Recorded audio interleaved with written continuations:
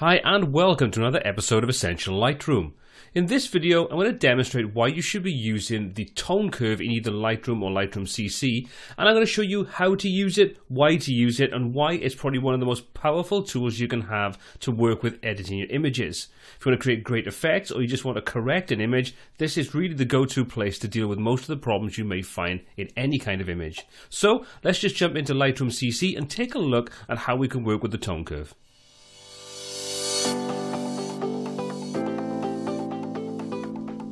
If there's one tool in Lightroom that really seems to strike fear in new editors, that is the tone curve.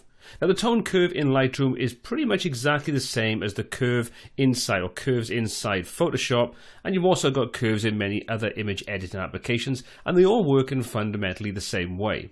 So what I'm going to do in this video is I'm going to show you how the tone curve works, some of the really basic things you can do with it, and it'll give you a good sort of solid understanding of what this tool does and how you can start to use it to edit your images. Now inside Lightroom CC, to access this, we simply come over and choose the first icon, which is the edit icon, and that'll open up all the edit tools. Now you need to make sure you've got the latest version of Lightroom CC installed, because previous versions didn't actually have the tone curve as part of it. So make sure you've got the latest version. So if we take a look inside the edit area, you can see we've got two options at the top. We've got auto and we've got a new curve icon. Now if we click on that, that'll open up the tone curve panel. So let's take a look at the tone curve and break it down into how it actually works. If we take a look, we've got a simple grid. This grid basically breaks up the tonal information inside your image. So in the bottom left hand corner you've got your black point, in the top right hand corner you've got your white point. We then have highlights, midtones and shadows. We have a range of tones in between. So this line runs diagonally down from the highlights right the way down through to the shadows and the black point and so on. You can see that we've got a little icon underneath that allows us to reposition the actual points in there. We're going to leave that out for now. That's not particularly important. We've then got a series of icons at the top, and this is specific to working inside Lightroom CC, but you'll find you can access the RGB channels inside Photoshop and also inside Lightroom. So what we've got is, this is the first option, which allows us to use the parametric curve. So we can come in, you can see this gives us a representation as we move our mouse up and down this line to show us the portions of the image that are going to be affected. So this grey area that gives us an idea of this particular image, what will be affected. So if we grab the center point, which is the midtones, you'll see if we bring that down, we'll generally darken the midtones in our image down. If we take that up, we lighten up the midtones in the image. Now while working in this mode is quite okay for beginners, it really isn't the most effective way of working. We're kind of restricted to what we can do. We're sort of pretty much locked to those areas. If we want to get and be more creative, we need to switch this over to the point curve mode. So we just click on the second icon. You can see we've got exactly the same representation on screen in front of us. What we now have is we've got this little circle in the bottom left hand corner, which is the black point, and the same in the top right hand corner, which is your white point. But what we can do now is we can click anywhere on this diagonal line to add our own custom points in there. So you can see I can now add a center point in, and if I bring this up, you can see you get the same effect. Bring it down, same effect again. So that's pretty cool. What we can also do is we can just keep adding additional points to this. Now this means that we can create our own custom shapes inside tone curve. So we want to create a traditional S curve, we can do that very easily. We can adjust any of the points, and you can see as I adjust this, if you pay attention to the sort of the rocks in the background, as I adjust this shadow part, you can see by lifting that up they become lighter, by bringing it down they become darker. So at its basic level, we're dealing with just tonal information in the image. However, we can go one step further. We can start to influence the actual colors used inside the image as well. So let's just reset this back to its original default. So we're just doing nothing to the tone in the image. We just want to deal with the colors. So we now have these three chips, which is the red, the green and the blue. So that's the RGB channels for this specific image. So what happens if I click on the RGB, if I click on the red, you can see we now get a red diagonal line. And in Lightroom CC, we've now got a visual representation of the color information inside the red channel. So now if we take a look at the colors inside the tone curve for the red channel, you can see in the top left hand corner, we've got red. In the bottom right hand corner, we've got green. So what this basically means is if we've got an image that's a little bit cool, what we can do is we can easily influence some of the colors inside this. So for example, where we've got this and it's looking a little bit blue, a little bit cool overall, we may want to warm things up specifically in the skin tones.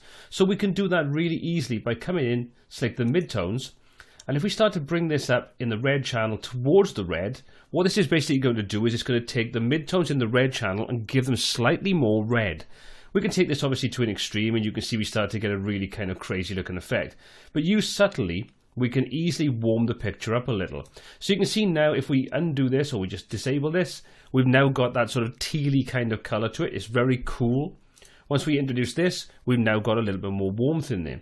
We can take this one step further. If we jump over to the blue channel, for example, we now know that blue is the overlying color that's making this sort of cool, and we want to bring a bit more warmth into this. Well, we can do exactly the same thing. We can click in the midtone, and we can simply bring this towards the yellow side. Now, all these adjustments are really subtle. They're not going crazy because you'll tend to find if we go a little bit too far, we start to get an overall influence to the image, which is kind of quite horrible. But subtly, you can very easily control the tonal information. You can offset any color tints inside the image. So let's just disable this a second and take a look. So that's our starting point. So it's a very, like I say, a cool overall look. With those two simple adjustments to the midtone for the red channel and for the blue channel, we've now counteracted that and we've warmed the image up and give it a much more sort of summertime look.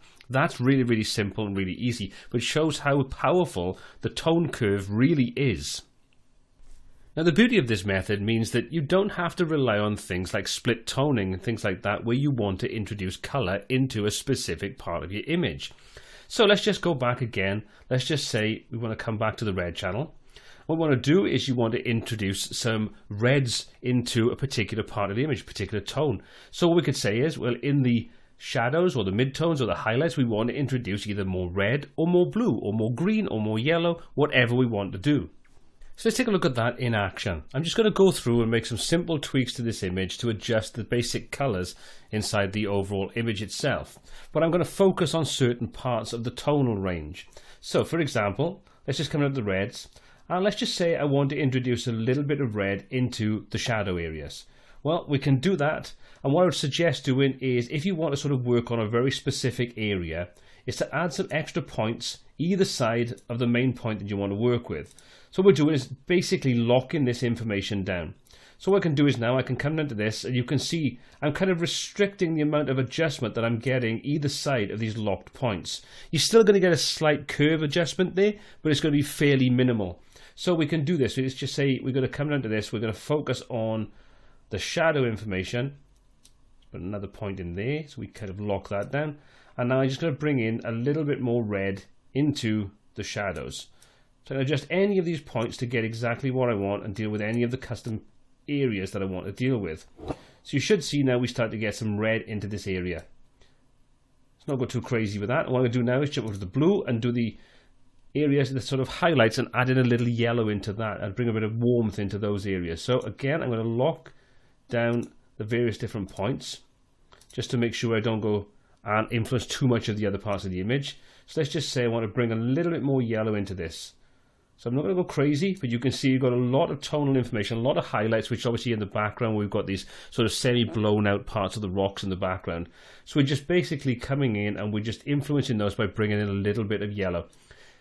Obviously, if I didn't want to do that, I want to cool things down, you can see I can adjust that and just push it and make it slightly more blue. But what you should notice is that by making these adjustments, because these are not part of the tonal information in the face, that's not being affected. Those skin tones are staying the same because they're more in the mid-tone area than the highlights that we're dealing with.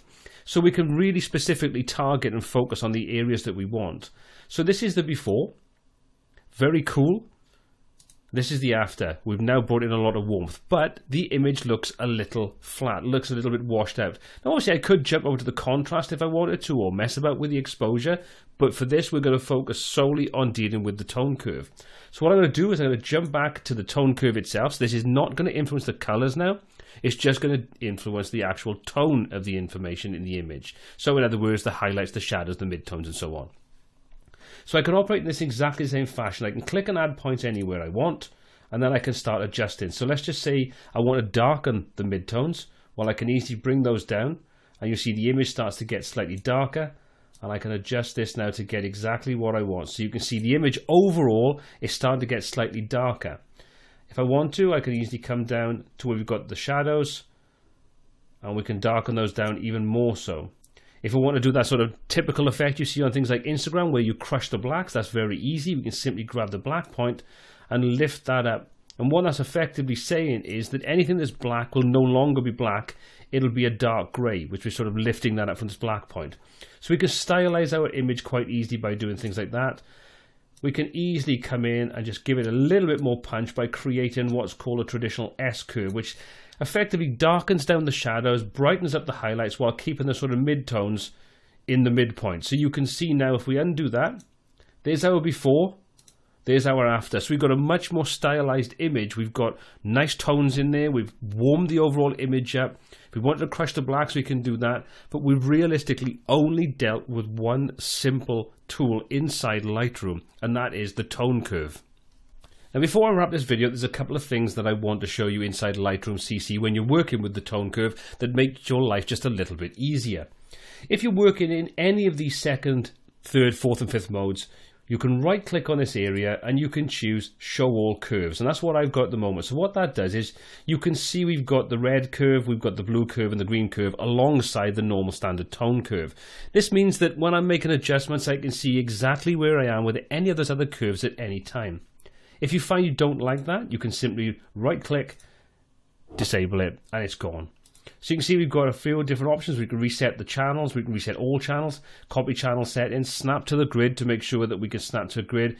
If we do that, you'll see the grid gets a lot smaller, so we can do a lot more fine tuning of the image when it snaps to that grid.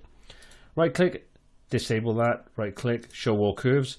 When you're in the tone curve mode, you right click, you only have two simple options, which are the reset and the reset all. So you really are kind of limited to what you can do there.